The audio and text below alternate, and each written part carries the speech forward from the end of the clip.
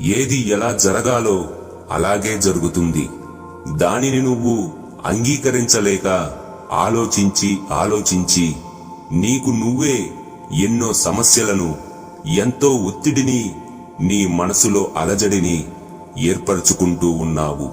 వీటన్నిటినీ వదిలి అన్నిటినీ అంగీకరిస్తూ నీ ఎదుట ఏ పనైతే ఉందో దానిని మనస్ఫూర్తిగా చేస్తూ, ఎవరి స్వేచ్ఛని వారికి ఇస్తూ, ప్రతి ఒక్కరిని గౌరవిస్తూ, నీ ఆలోచన బంధాల నుండి నీ మనసుని విడుదల చేయి.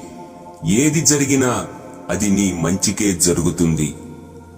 మనిషి తలకిందులుగా తపస్సు చేసినా తాను కూడబెట్టిన ఒక్క రూపాయి కూడా తీసుకువెళ్ళలేడు.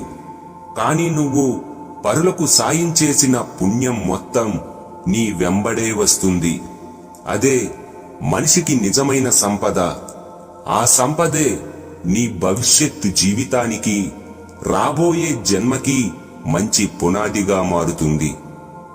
నీకెప్పుడైనా కష్టాలు వచ్చినా, నీకు ఇష్టం లేని సంఘటనలు జరిగినా అదంతా నీకు నీ మనసుకు శిక్షణ ఇవ్వడానికే.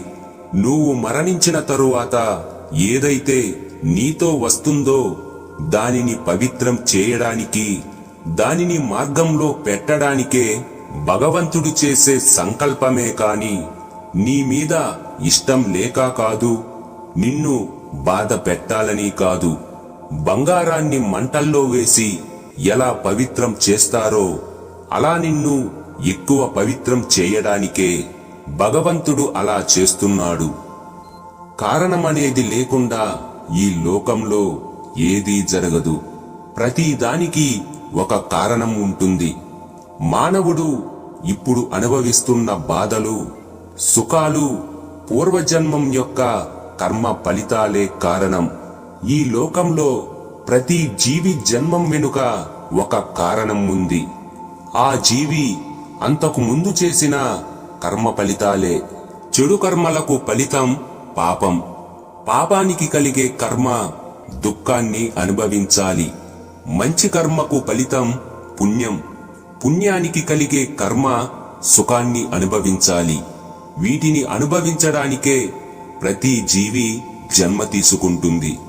మొక్క నాటిన మరుసటి రోజే చెట్టుగా మారి కాయలు కాయదు. అలాగే సహనం ఎక్కువ కలిగిన వారు అతి సునాయాసనంగా తమ లక్ష్యాలను సాధించగలుగుతారు. ఏమాత్రం సహనం లేని వారికి అడుగడుగునా నిరాశ, అపజయాలు తప్పవు. సహనంలోనే విజయం దాగి ఉన్నది అనేది విలువైన జీవిత సత్యం.